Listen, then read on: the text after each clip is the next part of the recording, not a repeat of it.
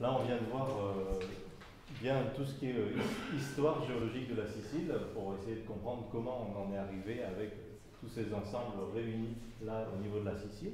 Mais la question à laquelle on n'a pas répondu, c'est qu'en est-il de la continuité actuelle de ces mouvements? Est-ce qu'il y a un lien entre tout ce qu'on a vu et la déformation du sol actuellement en Sicile?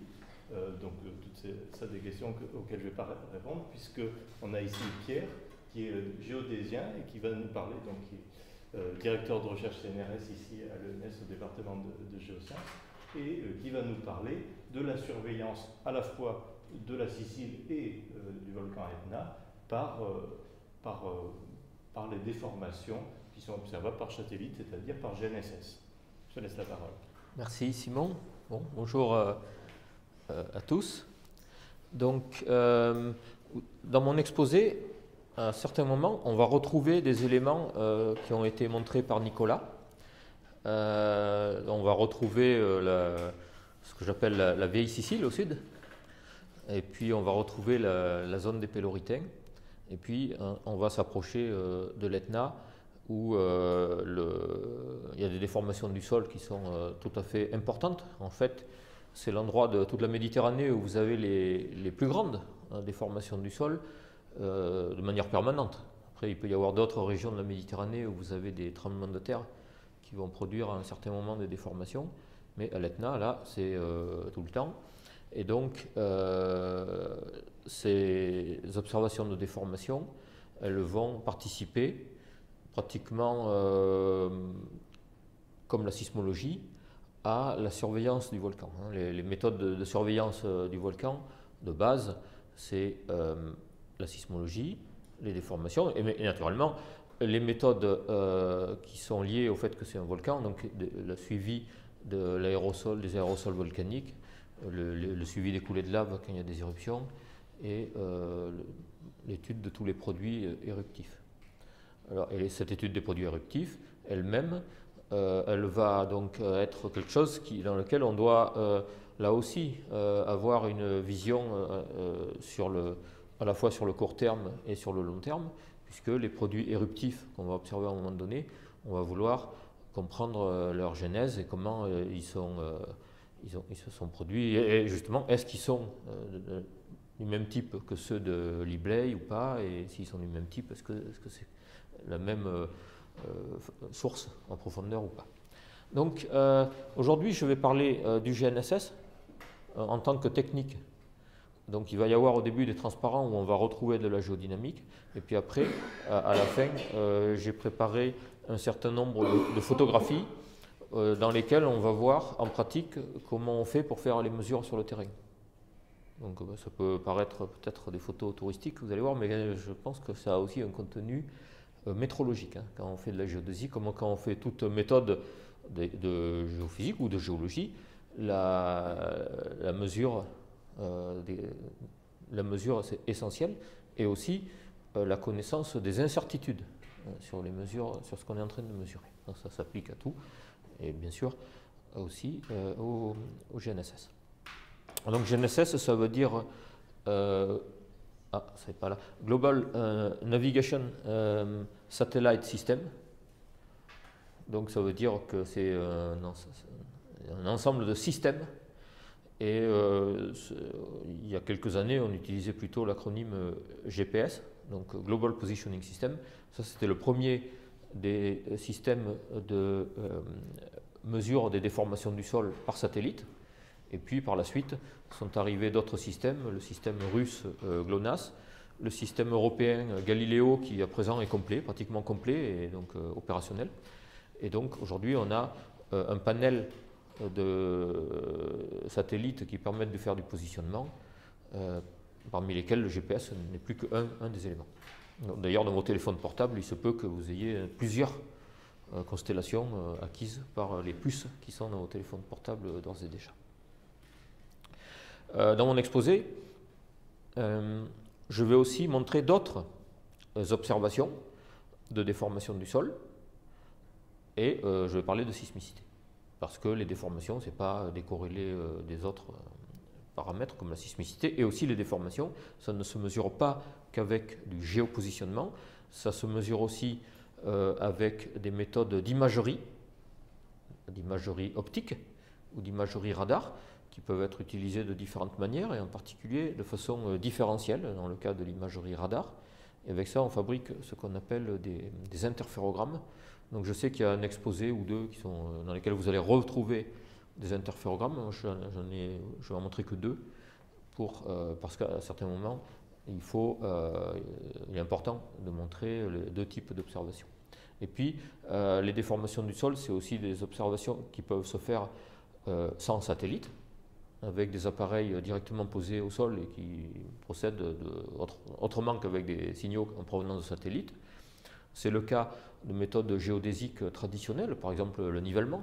Vous avez peut-être déjà vu des gens avec des niveaux et des mires le long des routes. Ils font de la géodésie. Et il y a quelques dizaines d'années, on faisait la géodésie comme ça sur l'Etna. C'était un peu fastidieux. Et puis, il existe d'autres méthodes pour mesurer les déformations du sol, et il y aura un transparent là-dessus. C'est des méthodes de mesure d'inclinaison du sol, avec ce qu'on appelle des inclinomètres. Et donc, peut-être qu'on aura l'occasion de voir de vieux inclinomètres sur l'Etna lors du stage. Ça a un côté nostalgique de regarder ces vieux appareils, mais ce n'est pas que pour ça qu'on va les voir.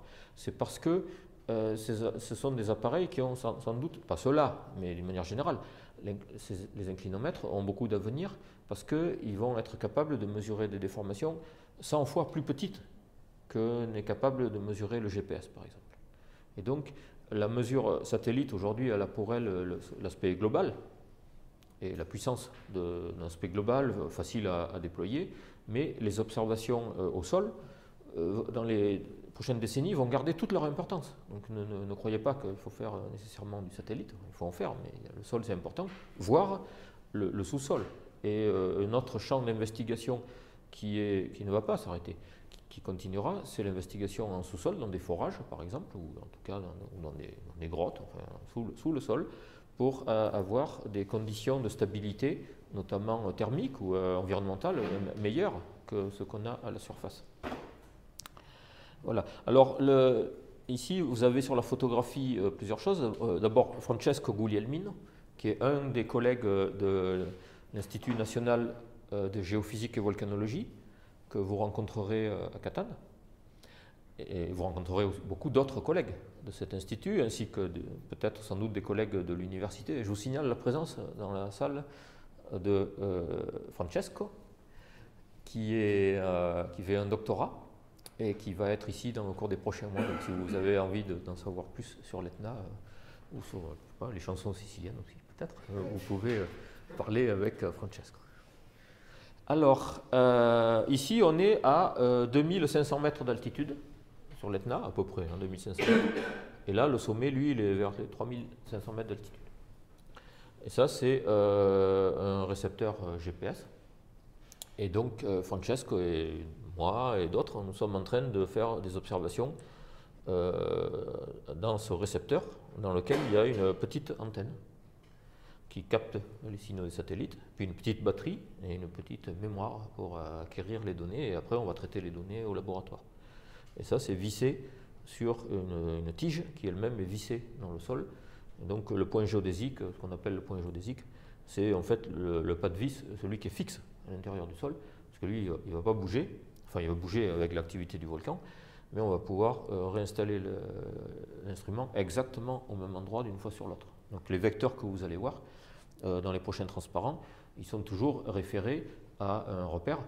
Et ce repère, ici c'est ça, mais dans d'autres cas, ça peut être situé sur le toit d'un bâtiment.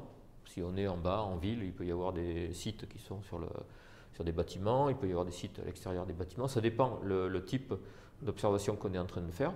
En particulier, tout ce qui est observation permanente, en continu, ça va assez souvent être sur des bâtiments, pour des raisons de commodité.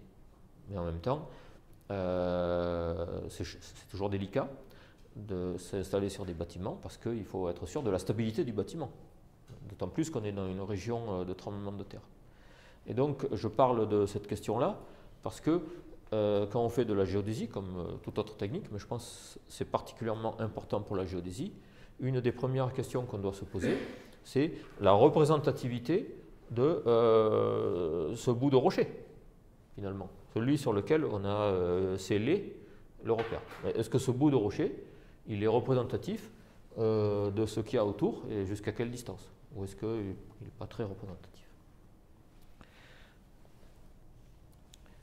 Alors, donc, je disais, c'est une méthode de surveillance, le GNSS, et par conséquent, quand vous visiterez la salle de surveillance, la salle opérationnelle de l'Institut national de géophysique et volcanologie de Catane, dans cette salle, vous verrez plein d'écrans. Alors, la plupart de ces écrans, c'est pour montrer des données sismologiques. Il y a aussi des écrans avec des télécaméras, dans le visible et dans le thermique, dans l'infrarouge, pour montrer l'activité au cratère. Et puis vous avez aussi des écrans là sur la droite qui montrent d'autres données, notamment des données de déformation du sol, de GPS, GNSS, inclinométrie et autres. Donc vous avez devant les gens qui sont dans la salle de surveillance une sorte de tableau de bord, un tableau de bord assez sophistiqué, qui leur permet de répondre à des questions que leur posent les autorités en cas de crise volcanique. Donc dans cette salle de surveillance, vous avez en permanence 2 personnes qui sont là et qui se remplacent toutes les 8 heures. Donc c'est des tours de 8 heures, 2 personnes. Et puis ensuite, vous avez 4 autres personnes qui ne sont pas là, mais qui sont également d'astreinte, qui s'appellent repiribile, ça veut dire ils sont repérables quelque part. Et donc, en total, à tout instant, le volcan il est surveillé par 4 experts scientifiques en situation de répondre ou en situation de demander à d'autres experts de leur opinion pour répondre des choses importantes, soit aux autorités de la préfecture, soit à l'aéroport aussi. Puisqu'il faut pouvoir décider très vite de faire atterrir ou pas des avions. Donc c'est une responsabilité. D'ailleurs, je crois que j'ai une petite vidéo de l'année passée, au moment où il y avait une crise, une activité qui se mettait en route. Et les collègues qui font ce travail, ils le font avec, je trouve, beaucoup de sérieux. Et en même temps, je peux vous dire, c'est assez stressant quand on doit, dans un laps de temps extrêmement court, décider ce qu'on doit faire et ce qu'on doit dire à l'aéroport, par exemple, ou au préfet. Parce que dans un simple coup de téléphone, un chercheur comme moi peut faire arrêter le trafic aérien de Catane. Il suffit de le dire, quoi. Donc c'est une certaine responsabilité. Mais ça, c'est pour le trafic aérien. C'est la même chose pour interdire l'accès au sommet parce que l'activité s'intensifie. Ça passe aussi par l'Institut, mais après c'est relayé par les autorités. Et quand les autorités, elles vont se baser sur ce que dit le scientifique. Et donc le scientifique, à l'heure actuelle, son diagnostic, les collègues qui sont là, leur diagnostic, il est basé d'abord sur la sismicité. Sur la sismicité, il y a des critères en termes de magnitude des séismes, tels qu'au-delà de tel seuil, on déclare qu'on a franchi ce seuil ou qu'on a eu plus de temps de séisme en temps de minutes, fait basculer un seuil, et changer à ce moment-là une couleur. Là, il y a 5 du vert à rouge, l'alarme. Un autre élément qui fait basculer les seuils, c'est l'intensité de l'activité au sommet. Donc si vous avez un déclenchement d'activité strombolienne ou encore plus forte, ça fait franchir les seuils. À l'heure actuelle, les déformations du sol, jusqu'à aujourd'hui, ne font pas partie des données qui font basculer ça, mais je pense que ça va venir dans les prochaines années. Elles vont peu à peu également acquérir cette capacité, à mon avis, quand on aura mieux compris ce qu'on peut en faire. Donc on retrouve ici un transparent un peu comparable à celui montré par Nicolas, si ce n'est que ce n'est pas fait par un géologue, mais par un collègue géodésien dans un de ses articles sur des déformations du sol en Sicile, donc c'est ultra simplifié. Néanmoins, on retrouve 2 éléments dont je veux un peu parler, c'est le sud ici, et puis cette partie-là de Palermitaine qui continue en Calabre. D'accord ? Donc nous, notre volcan Etna, il est là. Donc moi, à la différence de Nicolas, je vais me concentrer sur le volcan, mais je vais quand même parler de ce qui se passe autour en termes de déformation du sol. Et donc, une des premières choses, je vais vous montrer ça dans le transparent d'après, tout de suite. Non, avant de montrer, parce que ici, sur ce transparent, vous avez un certain nombre d'étoiles qui correspondent à des grands tremblements de terre historiques. Donc la Sicile, on va aller, c'est un endroit où il y a des séismes. D'abord, il faut le savoir, même pour vous. Il peut y avoir vraiment des séismes.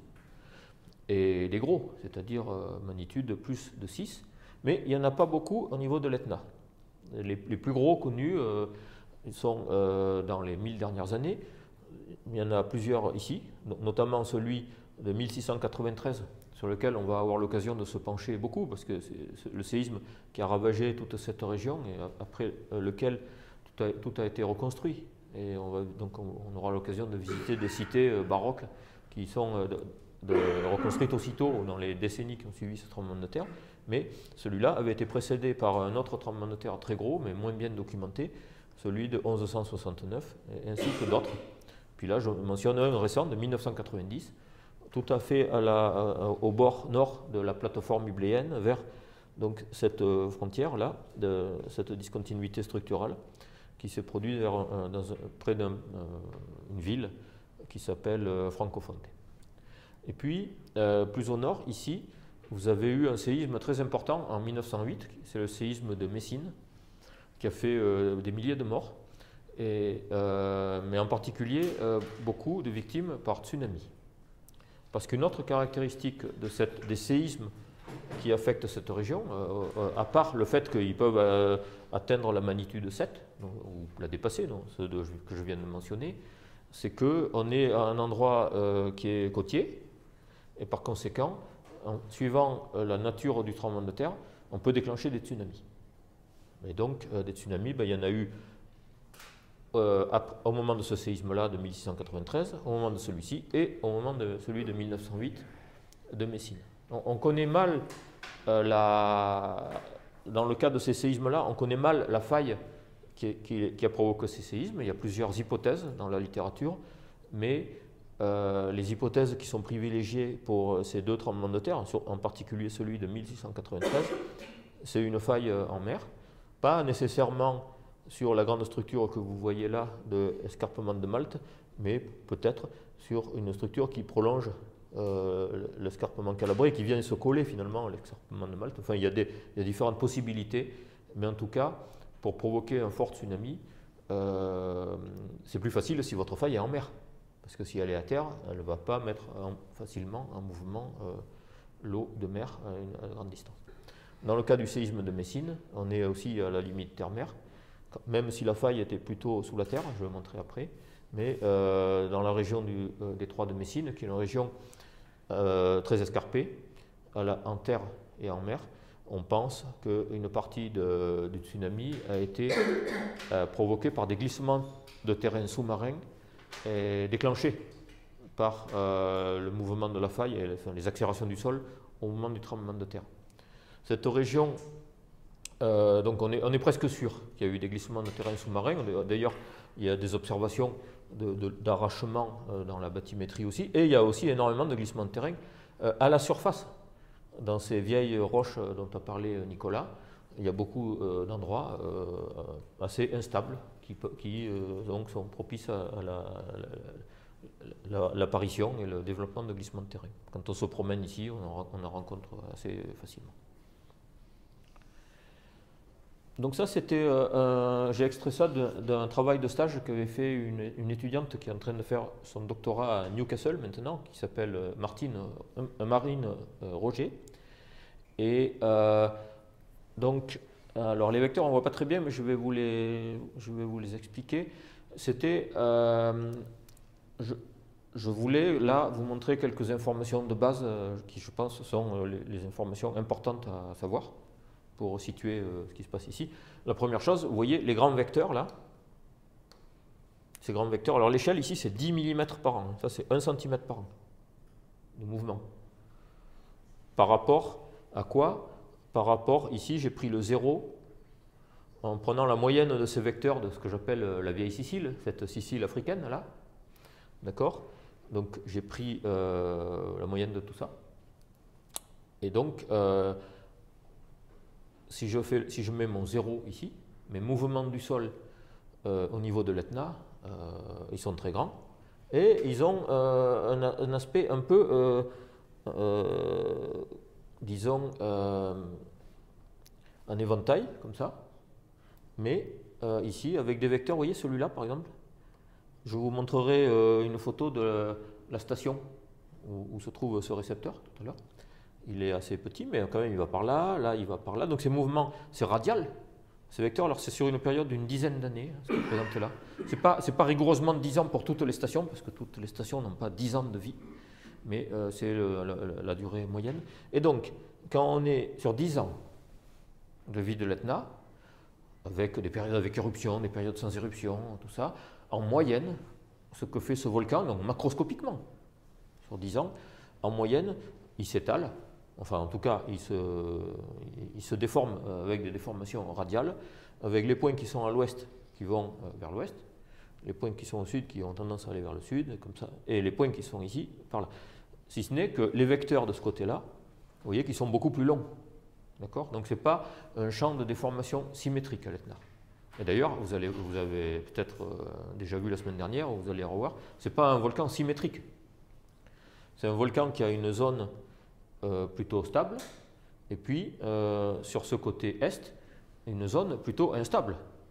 Une zone instable qui est donc marquée sur le terrain par un assez grand nombre de failles, qui sont des failles actives, et je vais revenir sur ces failles actives plus tard, et puis Francesco vous parlera aussi de ces failles actives, Romain Jolivet aussi, je pense, vous parlera de ces failles actives, donc vous aurez l'occasion d'avoir des éclairages par plusieurs personnes sur ces failles actives, qui sont un élément très important de la physionomie du volcan, du risque du volcan aussi, puis de la compréhension de son activité, puisque quand on va mettre des instruments au voisinage des failles actives, on va voir la vie de ces failles actives, qui est importante à observer à la fois par rapport à la faille elle-même, mais parce que la zone de la faille, elle peut servir d'une certaine manière d'amplificateur d'informations concernant l'évolution du volcan. Donc, lorsqu'on déploie du matériel sur le terrain, que ce soit n'importe quel type de matériel, on doit toujours se poser la question, est-ce qu'il y a une faille active par là? S'il y a une faille active par là et que vous mettez votre sismo à côté, il va y avoir, disons, des séismes en provenance de votre faille voisine, il faut le savoir. Si c'est un GPS, GNSS, votre instrument, vous devez savoir que vous pouvez être perturbé par votre faille. Mais si vous installez des capteurs de gaz, pour traquer les gaz qui sortent du sol, ça ne sera pas forcément les mêmes signaux que vous enregistrerez si vous êtes au voisinage d'une faille qui casse l'édifice ou pas. D'accord ? Alors, on reviendra donc sur ces vecteurs de l'Etna, mais vous voyez déjà qu'ils sont dissymétriques. Ici, donc sur 10 ans, la zone est, elle va à peu près 8 cm par an, comme ça, vers l'est. C'est pour ça que je disais en introduction que c'est l'endroit où vous avez les plus grandes déformations de toute l'Europe. Naturellement, c'est des déformations très localisées au voisinage du volcan, mais même au niveau de la crête, où il y a une subduction importante, vous n'avez pas des vecteurs aussi importants. C'est la plus forte anomalie en termes de déformation du sol dans toute l'Europe et dans le bassin méditerranéen. Alors, si on regarde d'un peu plus près cette carte, on s'aperçoit que tout à l'ouest de la Sicile, vous avez des vecteurs qui vont vers le sud, toute cette famille de vecteurs. Et donc, au sud des montagnes de Palerme, là, dans cette région dont Nicolas a parlé un petit peu au début, et où Nicolas n'a pas distingué ce qui se passe ici et ce qui se passe là, dans la géologie, eh bien, dans la déformation du sol, on observe un changement. Il y a un changement qui se passe par là, à peu près vers le sud de Palerme, avec un bloc, disons une zone, qui donne l'impression de se diriger vers le sud à environ 3 mm par an, par rapport à la zone la plus grande, la plus stable de toute la Sicile, qui est cette Sicile africaine. Alors ça, c'est aussi de la Sicile africaine, mais il y a quelque chose peut-être d'assez récent qui se passe là, assez récent au plan géologique, et avec des tremblements de terre.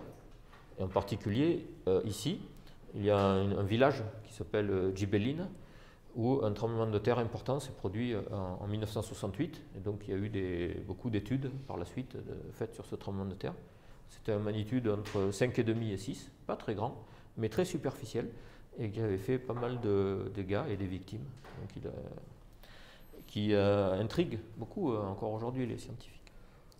Alors je ne sais pas si vous êtes déjà familier avec ces créatures-là, qui s'appellent des mécanismes au foyer. Donc je ne vais pas m'appesantir sur ces créatures, mais simplement, vous voyez que les rouges là, enfin celles où il y a du rouge, ça représente une famille, et puis celle-là c'est l'opposé avec le blanc qui est au centre, alors que là le blanc est sur les côtés. Ça symbolise, d'autres scientifiques vous l'expliqueront mieux que moi, des tremblements de terre qui sont dans des zones qui sont en train de se comprimer. Donc c'est tremblements de terre en compression, donc qui vont faire se coulisser des compartiments sur ce qu'on appelle des failles inverses. Et puis ici vous êtes sur une zone où vous avez des tremblements de terre qu'on appelle en faille normale, où vous allez alors au contraire avoir de l'extension du sol. Donc en fait sur une distance assez petite, dans le nord de la Sicile, on passe assez vite d'un contexte de compression à un contexte d'extension. Et puis après, dans le reste de la Sicile, il y a aussi des séismes, dont beaucoup sont avec des mécanismes d'un troisième type, qui est ce qu'on appelle les mécanismes essentiellement en décrochement, et qui sont représentés comme ça. Alors à ce moment-là, c'est sur des failles qui ont présenté essentiellement des mouvements de coulissage sur des structures relativement verticales. Dans le cas de l'Etna, il y a un certain nombre de mécanismes aussi. Ces mécanismes qui sont là, un grand nombre concernent une faille plus importante peut-être que les autres qui est sur l'Etna, qui s'appelle faille pernicane, qui est au nord. Alors il y a d'autres failles au sud, on va voir, mais sur ce versant est, qui correspond à ces grands vecteurs, on observe sur le terrain, on observe dans les vecteurs, le fait qu'on bascule de zones peu déformées à zones très déformées au franchissement de systèmes importants de failles. Et donc sur ces failles, le mouvement va être essentiellement coulissant. Et c'est en tout particulièrement le cas sur cette faille qui est au nord, faille pernicane, où les étudiants de l'année passée ont installé 5 petites stations sismologiques, des Raspberry Shake. Et donc, c'est des données qui vous appartiennent, si je peux m'exprimer comme ça, et je vous invite à vous intéresser, si vous en avez, ça vous intéresse, à ces données qui sont encore, je pense qu'au moins 3 des 5 stations sont encore en acquisition actuellement. Il y a, je crois, des problèmes d'acquisition aux 2 autres, mais en tout cas, on réglera ça en juillet, mais là, il y a des signaux acquis par les élèves étudiants de l'école normale supérieure sur l'Etna. Et c'est une des réalisations du stage de l'année passée. Alors, avant de quitter ce transparent, j'ai encore une chose que je voulais vous montrer, parce qu'on la voit très bien. C'est le fait que quand on s'approche de Messine et qu'on va en Calabre, les vecteurs cessent d'être tout petits. Et vous voyez, ici, vous avez des vecteurs qui sont comme ça, et puis ici, encore plus grands, comme ça, et qui épousent un peu la forme de la subduction. Donc quand Nicolas parlait tout à l'heure de la subduction en disant qu'on a atteint la taille plus petite que peut avoir une subduction, effectivement, je crois on a une subduction qui a de plus en plus de mal à faire son job de subduction. Néanmoins, elle a encore une signature que vous pouvez observer dans les vecteurs de GNSS ici, et même plus loin, hein, jusque au centre de la botte de l'Italie, mais ensuite pas très à l'est de la botte.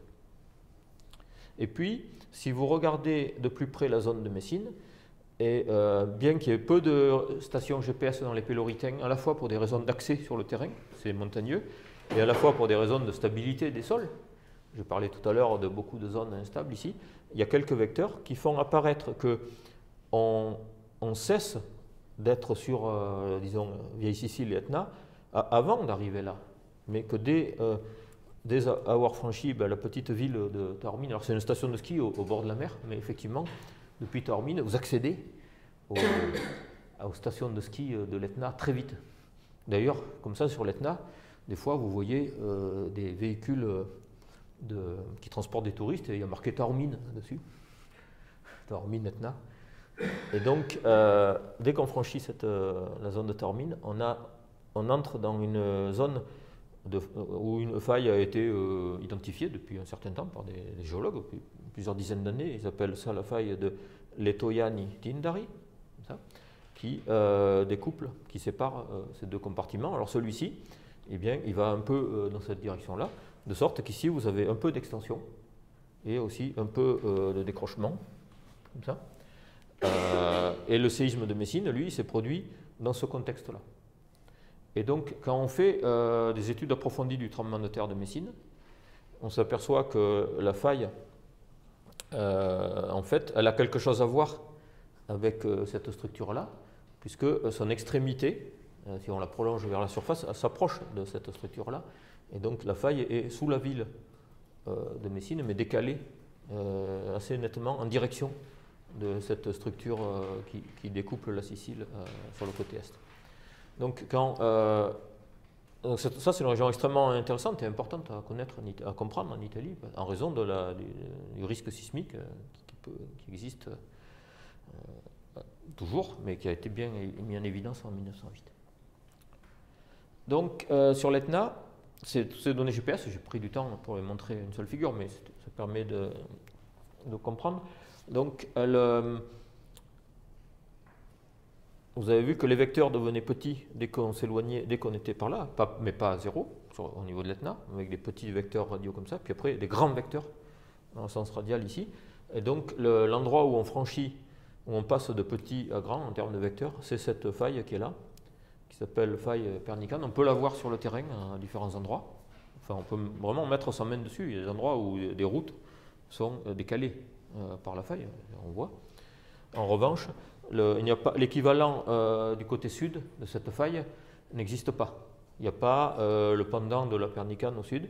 Au sud, il y a un ensemble de failles. Donc la situation est plus complexe au sud. Et en particulier, Francesco, lui, il étudie à l'heure actuelle plus particulièrement cette faille, cette zone de faille qui est ici, que je vais montrer plus en détail dans le transparent d'après. Alors ici, c'est important, encore plus important d'étudier là, parce que là, on est en zone urbaine partout. Ça, vous avez, ici, vous devez avoir peut-être 800 000 habitants qui habitent dans ce cercle-là, ou au moins 600 000, parce que ça, c'est Catane, centre-ville, et puis après, tous les gros villages autour. Donc c'est très habité, et donc les gens habitent sur les failles. On traverse les villages. Voilà. À Nicolosi, donc... qui se trouve par là, on est aussi avec une faille qui traverse le village. Et donc, ça vous le reverrez lorsque des collègues vont parler de l'interférométrie radar. Donc ce n'est pas du GNSS, c'est basé sur la corrélation d'images radar, mais c'est une façon de montrer avec des couleurs, globalement, les déformations du sol, donc non plus avec des vecteurs cette fois-ci, mais avec il s'agit donc dans la ligne de visée du satellite. En l'occurrence, il me semble que c'était des visées montantes. Le satellite passe de ce côté-là de l'Etna en regardant comme ça. Ce que vous voyez là, c'est les vitesses relatives en millimètres par an entre des pixels qui sont là, enfin entre les différents pixels. Et donc, quand on franchit ces failles que j'ai montrées tout à l'heure dans le transparent précédent, on voit que les vitesses relatives changent. Et donc, vous avez une augmentation des vitesses relatives dans cette zone-là, qui s'éloigne. Mais l'amplitude ici, c'est 25 mm par an. Ça, c'est lié au fait que l'observation est pas verticale. Hein. Le satellite passe de côté avec un angle d'environ 25 degrés, 27 degrés. Et donc, vu comme ça, on voit cette zone qui s'éloigne, mais on n'a pas l'éloignement de 8 cm par an que vous avez vu dans les vecteurs GNSS, seulement 2,5 cm par an, parce que c'est vu de manière oblique. Si vous vouliez voir les 8, il fallait regarder avec votre satellite comme ça. Puis si vous regardez comme ça, si vous aviez un satellite qui regarde comme ça, à ce moment-là, vous regarderiez que le vertical, et ça serait beaucoup plus petit, puisque la composante de mouvement vertical ici est très petite, ce que d'ailleurs montrent les données des stations permanentes de GNSS qui sont là. Donc, vous retrouverez ça dans d'autres présentations et puis à d'autres moments au cours de vos études, ce genre d'image d'interférométrie radar, et c'est quelque chose d'absolument fabuleux, ce type d'information, à condition que ça soit exact. Parce que ce genre de carte est beaucoup plus difficile à produire que des vecteurs GPS, en fait, GNSS. En fait. Il y a beaucoup plus de raffinement dans le traitement du signal et de possibilités de se tromper. Mais on voit des choses qui sont souvent bien interprétables. Alors quand on va zoomer dans cette région-là, ça c'est un article du directeur de thèse de Francesco, qui est publié il y a 1 an. Et donc on va s'intéresser à la faille.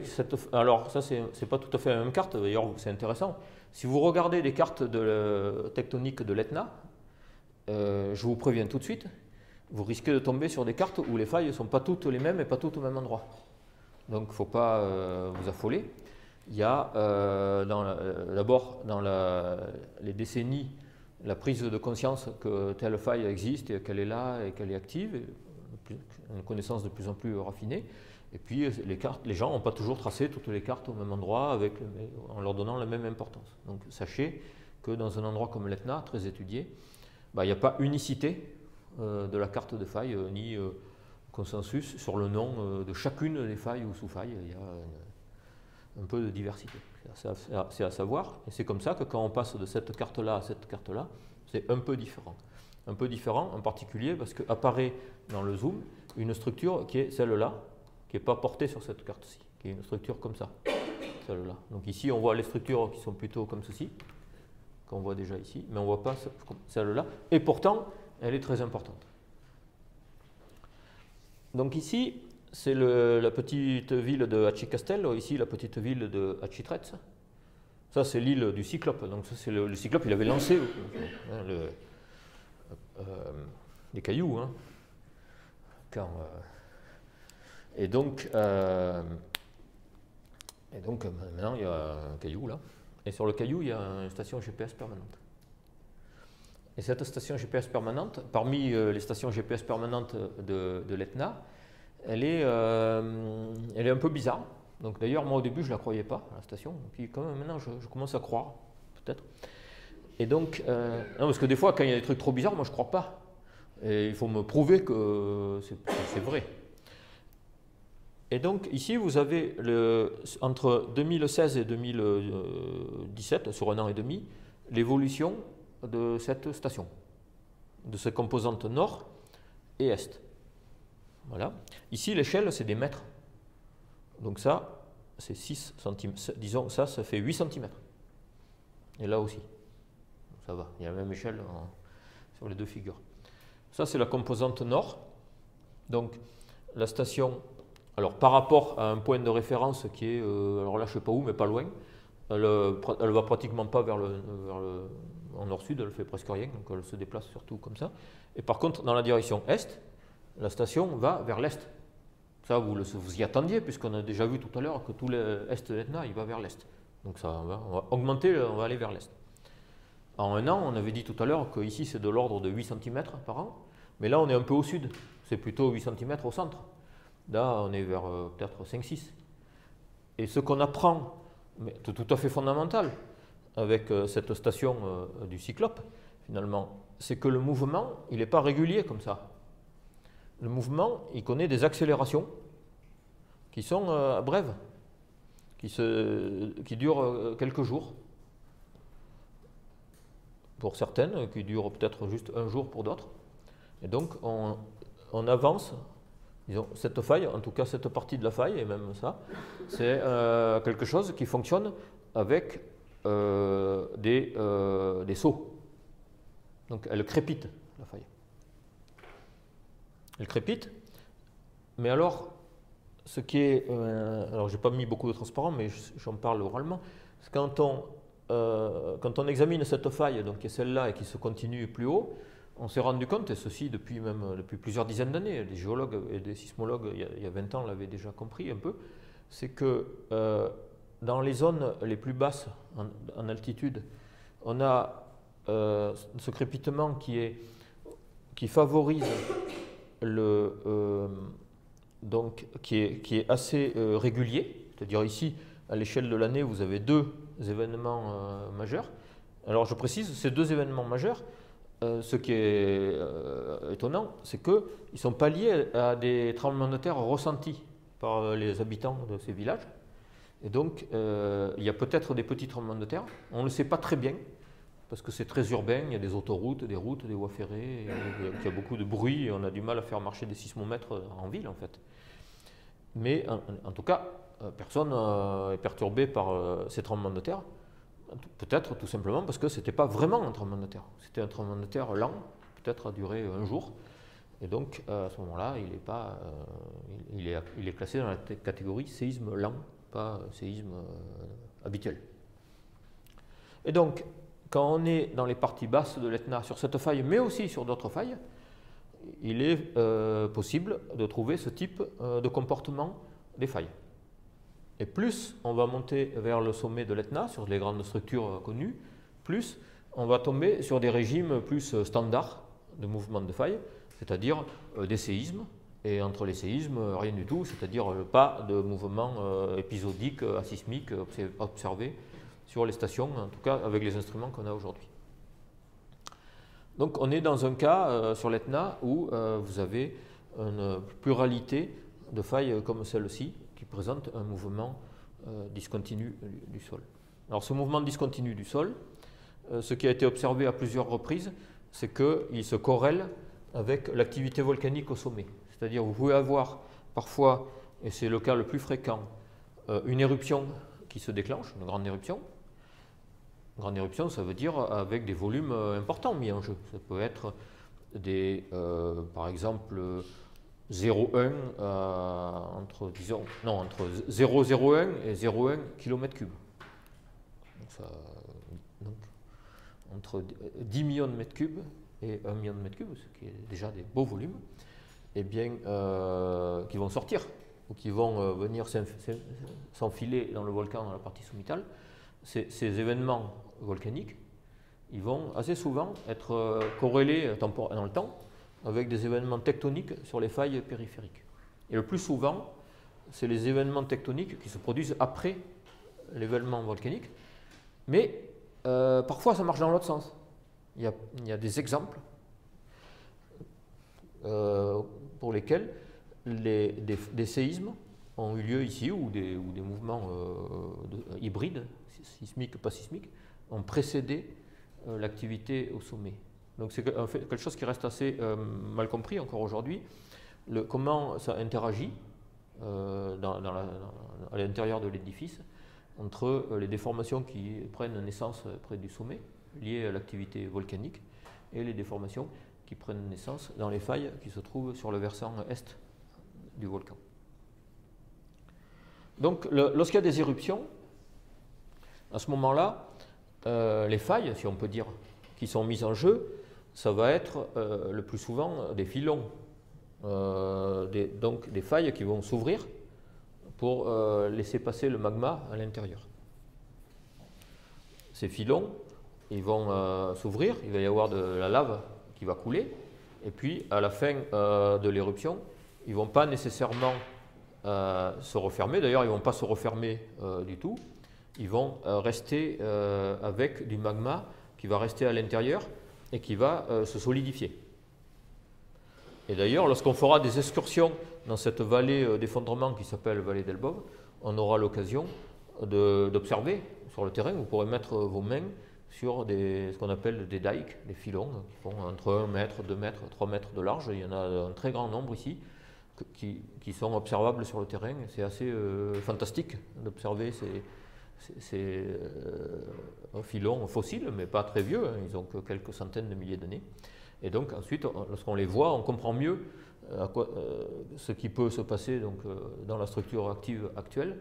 Et donc chaque fois que vous avez une éruption qui se déclenche, eh bien, il va y avoir la partie qui va couler, mais il va y avoir aussi la partie qui va rester à l'intérieur de l'édifice. Cette partie qui va rester, eh bien, elle contribue à l'extension du volcan, à son étalement gravitaire, parce que vous avez un filon, puis l'année d'après un autre filon, etc. Et donc, au bout de milliers d'années, vous avez accumulé comme ça, mètre après mètre, de l'extension sous le volcan, et il faut bien que la matière s'échappe latéralement. Donc, dans le cas particulier, il semble, à la vue des vecteurs de géodésie, que l'échappement principal se produit dans la direction est, une très forte asymétrie entre la direction est et la direction ouest. Et donc, quand une éruption se produit, comme celle du 24 décembre 2018, eh bien, vous avez des déformations du sol importantes qui se produisent dans les heures qui suivent et précèdent l'éruption, qui sont, une nouvelle fois, observables à la fois dans les données des stations GNSS permanentes et dans l'interférométrie radar. Alors, ici, c'est le résultat calculé par un collègue grec, mais il y a d'autres publications, de la déformation du sol calculée pour cette éruption. Une frange, ici, ce qu'on appelle une frange, c'est-à-dire de là à là, correspond à 28 mm dans la ligne de visée. Donc ça veut dire que là, il y a une dizaine de franges. Donc la déformation en total, entre ici et là, c'est peut-être 28 cm s'il y a 10 franges. Donc c'est des vecteurs qui sont importants. On a en instantané un mouvement comparable à 3 fois l'amplitude du vecteur annuel dans cet endroit-là. Donc ça s'observe bien dans les stations GNSS. Et au lieu de montrer le champ de vecteurs, je vais montrer une autre chose, et aussi dans le transparent suivant. C'est une chose que l'imagerie radar ne va pas faire et que le GNSS, lui, va faire très bien, c'est permettre le suivi en continu de la déformation. Puisque les instruments sont permanents, les données sont acquises et transmises à l'observatoire, et donc on peut mesurer en continu la déformation du sol dans les stations. Donc ici, c'est une des stations, alors je ne sais pas laquelle, mais elle est située, je pense, assez proche du sommet. Et donc ça représente, je n'ai pas mis l'échelle, mais ça représente 16 heures. 16 heures, ici, c'est une représentation de l'énergie thermique au niveau du sommet. Donc avec ici les températures telles que sont mesurées avec des caméras thermiques. J'ai choisi ça pour montrer qu'il peut y avoir des corrélations entre des données assez disparates, entre des données thermiques ici et des données de déformation du sol. Et la déformation la plus importante dans cette station, qui est assez proche du sommet, c'est là on est à 0, et là on est à moins 50, ça c'est des centimètres, et donc c'est une station qui... voilà, c'est ça les deux vecteurs, je crois, sur deux stations qui sont ici. Quoique ça m'étonne, parce que là on est dans la vallée d'Elbov. Mais en tout cas, on a... Ce qui est important dans cette figure, le plus important, c'est non seulement, outre l'amplitude du mouvement, c'est le temps qui s'écoule et qui est là de l'ordre de 2 à 3 heures. Et donc, la déformation du sol, au moment où une éruption va se déclencher, avec un filon qui se crée, avec la lave qui commence à couler, ce n'est pas quelque chose d'instantané comme lors d'un séisme, ce n'est pas quelque chose de très long non plus, mais c'est quelque chose qui va durer quelques heures. Et donc on peut le suivre avec des données GNSS, et puis donc au fur et à mesure qu'on le suit, on peut le modéliser. Par exemple, si on fait l'hypothèse que la montagne, que la croûte de l'Etna est un milieu élastique, alors c'est une hypothèse un peu brutale, mais bon, sur des temps courts, on a le droit de le faire. De toute façon, les sismologues ils font toujours cette hypothèse pour localiser leur tremblement de terre. Donc si on est géodésien, on est juste un sismologue un peu lent, qui regarde à l'échelle de 3 heures et pas à l'échelle d'1 seconde. Donc ça reste acceptable d'utiliser l'élasticité comme théorie. Et d'ailleurs, après, on peut démontrer a posteriori que ça ne paraît pas débile. Si on utilise l'élasticité comme théorie, on peut prendre les données de déplacement, par exemple toutes les 10 minutes, à toutes les stations GNSS autour du volcan, les mettre dans un logiciel de calcul de modèle, et à ce moment-là, calculer étape 10 minutes par 10 minutes le volume qu'il est nécessaire de mettre quelque part dans la structure pour produire les déformations qu'on observe. Et donc, c'est pour ça que je vous disais que selon moi, dans les prochaines années, ce qui est fait pour l'instant à l'échelle de prototype par des équipes de recherche va entrer dans les écrans de contrôle dans les salles de surveillance. Et bientôt, vous serez la génération qui va mettre en place l'intégration de la donnée géodésique pour le suivi en temps réel de la déformation du sol quantitative, c'est-à-dire pour calculer les volumes qui se mettent en place. Vous voyez ici, pour cette éruption de Noël 2018, le volume ici, estimé dans le filon ici, c'est 31 millions de mètres cubes, donc 0,03, donc 1/30 de kilomètre cube. C'est beaucoup hein, pour une éruption, mais dans le cas particulier, c'est beaucoup pour une non-éruption, puisque seulement un tout petit peu de magma est sorti et la plus grande partie est restée. Ce qui fait que l'Etna actuellement continue de gonfler. Il a commencé à gonfler sérieusement il y a 2-3 ans, là. On le voit dans les données, et il ne dégonfle pas, donc une éruption est possible dans les prochaines années, dans les prochains mois, puisque ça gonfle, et beaucoup. Alors, donc là, j'ai remis encore une fois le concept que comme on n'arrête pas de mettre des filons, ben, à la longue, on fait de l'extension comme ça, mais qui est asymétrique, comme je l'ai dit, donc ça qui est plutôt stable, et donc ça qui est le côté qui glisse, suivant les fractures qui sont là. Et il y a une autre chose que j'ai mise là, cette fois-ci, ce sont des figures d'enregistrement inclinométrique. Donc si vous avez des inclinomètres autour de votre volcan, vous pouvez mesurer cette fois-ci au niveau du sol, des inclinaisons du sol qui sont également liées à l'injection des filons. Et donc là, vous n'avez plus besoin des satellites, vous avez besoin de vos appareils situés dans les endroits ad hoc. Et l'intérêt de ces appareils, c'est qu'ils vont aller chercher des signaux beaucoup plus petits que les signaux GNSS. Vous pouvez détecter des changements de l'ordre de quelques microradians, l'échelle microradian. Microradian, ça correspond à 1 mm de mouvement au kilomètre. Donc, et là, tout à l'heure, vous vous rappelez, je vous montrais des mouvements qui font des 30 cm à quelques kilomètres. Et donc, on est dans une gamme bien plus grande que le microradian, et donc bien plus grande que la capacité de détection de ces instruments locaux sur le terrain, de sorte que ces instruments sur le terrain, ils sont en situation d'aller regarder des choses beaucoup plus petites, et donc, potentiellement, de vous informer avant le GNSS.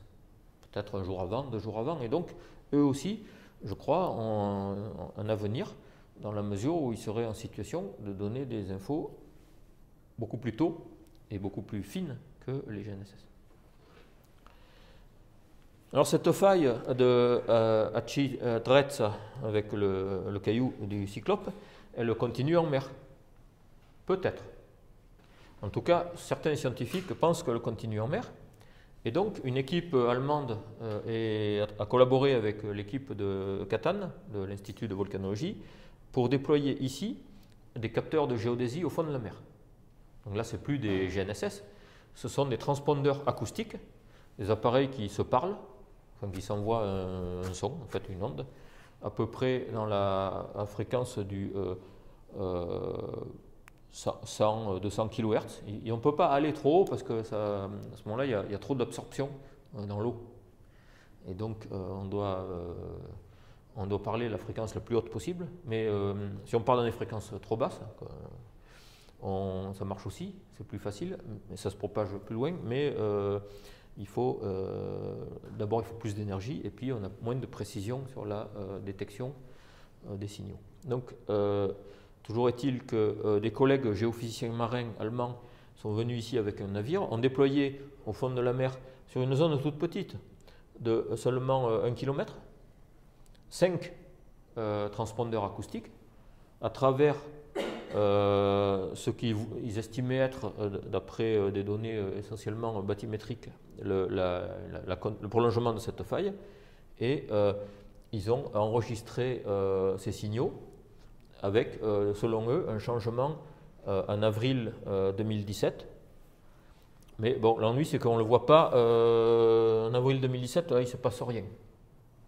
Donc, il y a des débats actuels sur est-ce que c'est vrai, est-ce que ce qu'ils ont observé là est réel, et disons, la suite de ce qui a été observé ici à terre, mais 2-3 mois plus tard, ou est-ce que c'est un artefact lié à l'imperfection actuelle de ces mesures en fond de mer.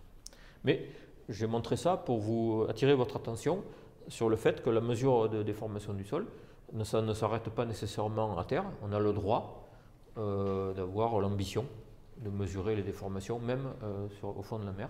Et ça existe notamment à cet endroit-là. Alors ici, c'est la station permanente, une des stations permanentes que je vous ai montré au tout début, là, qui avait son petit vecteur, mais très fiable, qui va vers l'ouest. Elle est située à Bronte, qui est une petite ville qui est située à l'ouest de l'Etna, à l'ouest de l'Etna, et sur un lycée. Et donc là, l'antenne, elle est en haut de ce mât. Vous voyez, ça c'est un mât métallique. Et là, l'antenne, alors c'est pas génial, parce que le mât est un peu long. Et donc, il faut espérer qu'il ne se déforme pas au fil du temps. Mais je suis allé voir moi-même, j'ai fait la photo. Et je suis allé vérifier qu'il ne bougeait pas et que c'était très bien aubané. Enfin, d'ailleurs, pas aubané, parce que c'est encore pire, si on met des haubans, on prend un risque parce que si les haubans se détendent un peu, là on va bouger. Donc c'est préférable d'avoir un mât extrêmement bien, très rigide, vous voyez, et très bien accroché. Dans le cas particulier, en fait, le mât continue le long de la structure du bâtiment plus bas. Ça, vous voyez que la partie émergée du mât, en réalité, il descend le long du bâtiment. Il est très bien accroché et l'antenne est là. Alors, par contre, avoir son antenne ici, c'est super parce que, bon, à part l'Etna qui est par là, qui est un peu haut, mais pas trop, vous avez très peu de masques et vous allez capturer la plupart des satellites dans des conditions expérimentales très bonnes. Puis à l'intérieur du lycée, vous avez le récepteur, qui est un peu comme ceux que je vais montrer après, et relié à l'Internet. Donc cette station, elle est transmise tous les jours et vous pouvez trouver sur Internet les données de cette station tous les jours. Je pourrais vous indiquer le site sur lequel vous pouvez trouver ça. Alors quand on fait du terrain avec le GNSS, c'est un peu différent. Il faut que, surtout sur l'Etna ou sur les volcans, on a envie que ce soit léger, parce qu'il va falloir marcher dans la montagne. Alors léger, mais avec aucune, disons, avec toujours une exigence métrologique inchangée, c'est-à-dire on veut le millimètre, enfin, en tout cas on veut être centré au millimètre sur son repère. Donc, si on veut le millimètre, il va falloir se mettre en situation d'être centré au millimètre. Donc suivant le type de point sur lequel on va aller, on va utiliser tel ou tel équipement. Ça par exemple, c'est une embase qu'on va fixer sur un trépied lorsque on va mettre en station son antenne sur un trépied et qu'on va viser ici il y a un petit viseur et là il y a une petite bulle et on va faire donc rendre sa plateforme horizontale et viser à la verticale le point géodésique et ensuite fixer ça là-dessus et visser l'antenne là-dessus. Alors ça, on l'utilise assez peu à l'heure actuelle parce que il faut que cet appareil-là, l'embase, soit particulièrement bien calibré tous les jours et qu'elle n'ait pas pris le moindre choc. Or, sur le terrain, il peut y avoir des chocs. C'est la raison pour laquelle, le plus souvent sur l'Etna, on utilise lors des campagnes des points à centrage forcé, comme j'ai montré tout à l'heure, où on va visser une tige dans un repère préétabli. Mais alors, évidemment, il faut avoir créé ce repère à l'avance et puis ensuite le réoccuper. Alors, ça c'est l'antenne. Ça fait, c'est grand comme ça, quoi. Ça fait peut-être 16 cm. Et là, il y a le connecteur d'antenne. Et ça, c'est le câble d'antenne. Donc, on va visser le câble dans l'antenne. Et puis, le récepteur, il n'est pas là, vous le verrez dans les photos d'après. Et donc, de l'autre côté du câble d'antenne, on va se brancher dans le récepteur. Donc, généralement, vous avez une antenne et un récepteur qui sont distincts et qui sont reliés par un câble d'antenne. Mais parfois, ils sont rassemblés dans un même appareil, l'antenne et le récepteur. Donc ça, enfin tout est fragile et demande le plus grand soin et doit être transporté dans de la mousse sur le terrain, toujours. Et le câble d'antenne est extrêmement fragile, lui aussi, il faut en prendre grand soin. Si on l'endommage, on ne va plus capter les satellites. Ou alors il y a encore pire, si on l'endommage mais qu'à moitié, et qui fournit des signaux de mauvaise qualité au récepteur. Là, on va avoir des signaux très dégradés et peut-être on ne va pas s'en apercevoir, on va les calculer et faire des erreurs de plusieurs centimètres. Donc ça demande un grand soin. Et généralement, on a un câble d'antenne de secours pour si on a endommagé le câble d'antenne initial, ce qui ne doit pas se produire. Mais on a quand même un câble d'antenne de secours. Ça, c'est le câble d'alimentation pour le récepteur quand on veut le relier à une batterie de voiture. Et si on n'a pas besoin d'observer longtemps, on pourra utiliser des batteries internes qui sont dans le récepteur. On a parfois aussi, et ça c'était une alimentation secteur pour le récepteur. Ça c'est important. Les gants sur l'Etna, je vous encourage à avoir des gants parce que le sol est parfois rugueux sur les volcans. C'est bien pratique. Et voilà. Et puis ça, je sais pas, c'est peut-être une tige graduée, mais ça m'étonne. Donc je sais plus, non, c'est une tige non graduée. Mais alors ce que vous allez voir plus loin, c'est qu'il faut aussi. Alors ça c'est Simon et Luca. Donc cette fois-ci vous voyez le récepteur, là, il est là le récepteur. Donc là c'est bien mis en station. L'antenne sur sa tige. Il ne faut pas que la tige soit tordue. Donc avant de quitter l'observatoire, vous vérifiez que vos tiges là sont parfaitement, enfin, vous débrouillez pour vérifier qu'elles ne sont pas endommagées. Alors généralement les tiges, c'est des tiges en aluminium qui sont très très difficiles à déformer, donc elles vont rester bonnes longtemps. Ça c'était un endroit où on avait initialement installé un récepteur permanent de petite taille qui était alimenté par un panneau solaire. Et donc c'est un récepteur qui était resté quelques mois. Et puis après, on l'avait retiré parce que c'était un doctorant qui faisait une étude sur des petits récepteurs miniaturisés, puis son doctorat ça finissait. Puis on l'avait aussi enlevé parce que en fait, cette lave était arrivée. Et en fait, donc cet endroit a eu beaucoup de choses. Donc cet endroit maintenant, c'est l'endroit du récepteur miraculé parce que la lave s'est arrêtée là à 3 mètres de lui. Et c'était pas un peu. Hein. Voilà. Donc, voilà. Alors, donc, sur le terrain, donc ça c'est un récepteur qui intègre à la fois l'antenne et le récepteur, donc tout est dans un récepteur. Donc, quand vous faites des manips sur le terrain, vous devez prendre soin du matériel, et puis vous devez aussi toujours noter les numéros de série de tout le matériel que vous utilisez. Donc ça, c'est important. Les conditions expérimentales doivent être connues dans leur intégralité. Et puis donc, comme je disais tout à l'heure, il faut, même si on connaît par ailleurs la hauteur de la tige, parce qu'elles sont toutes pareilles, c'est pas une raison. Le protocole, c'est le protocole, et donc vous remesurez une énième fois la hauteur et donc de cet endroit-là, puisqu'après vous venez visser l'antenne. Et donc ce qui nous intéresse, c'est l'altitude de la base de l'antenne par rapport au repère. Donc ça, l'extrémité, là, c'est au niveau du repère fixe. Voilà. Donc ça veut dire vous allez sur le terrain avec un double mètre pour faire la mesure. Si vous avez oublié votre double mètre, vous faites quand même une mesure de hauteur avec ce que vous voulez, une branche que vous ne cassez pas et ramenez à la maison après. Mais c'est impardonnable de ne pas avoir mesuré la hauteur d'antenne au prétexte que vous n'auriez pas un double mètre avec vous. Impardonnable, puisque vous avez évidemment avec vous les moyens de faire quand même la mesure de hauteur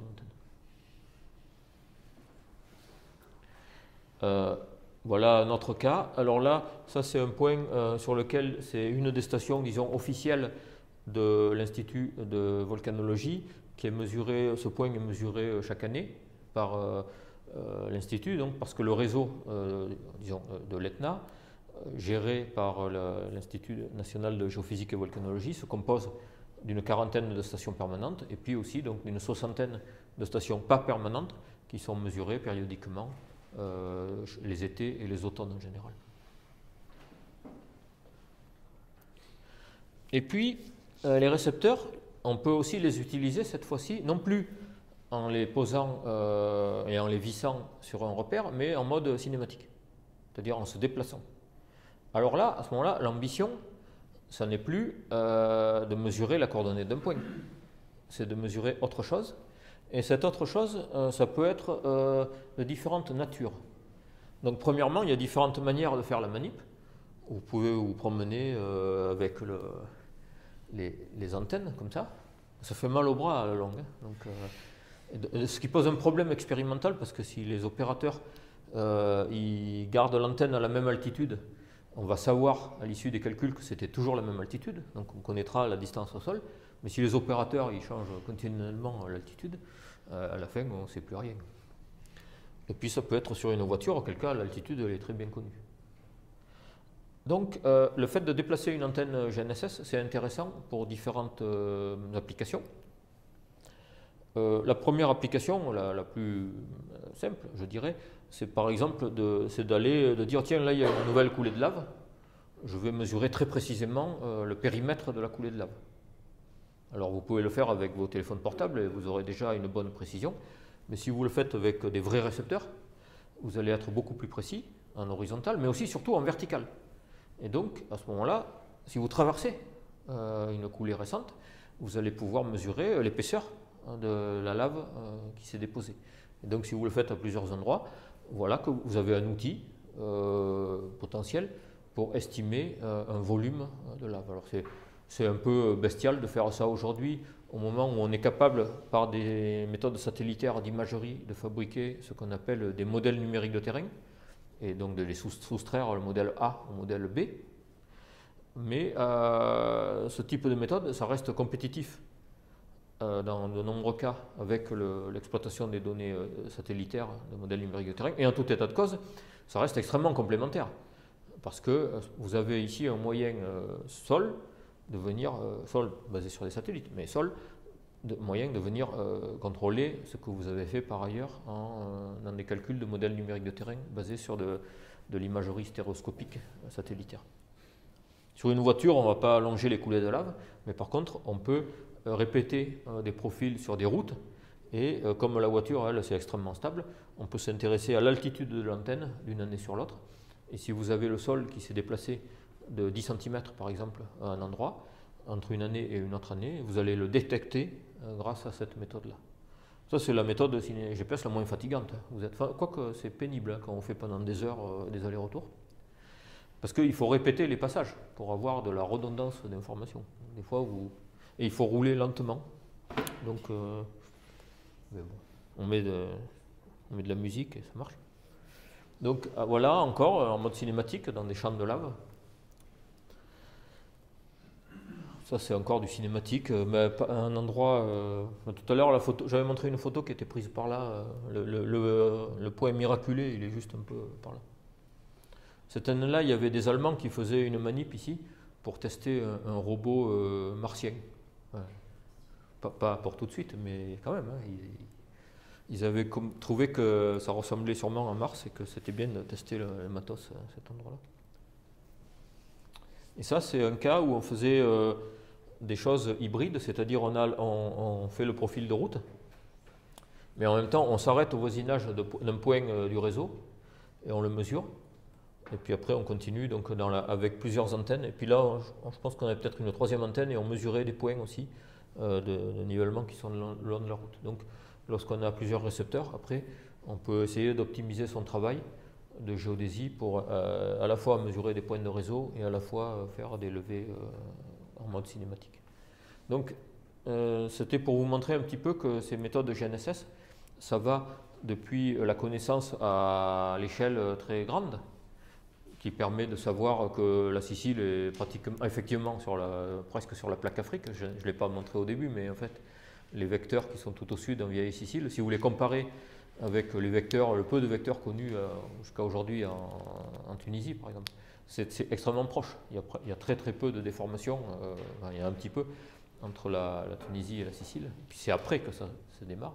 Donc le GNSS va servir à l'échelle de la géodynamique, et puis il va servir jusqu'à des choses extraordinairement locales, mais qui peuvent être très importantes. Donc c'est un outil très très polyvalent, et voilà, vous aurez l'occasion de vous en servir. C'est fini.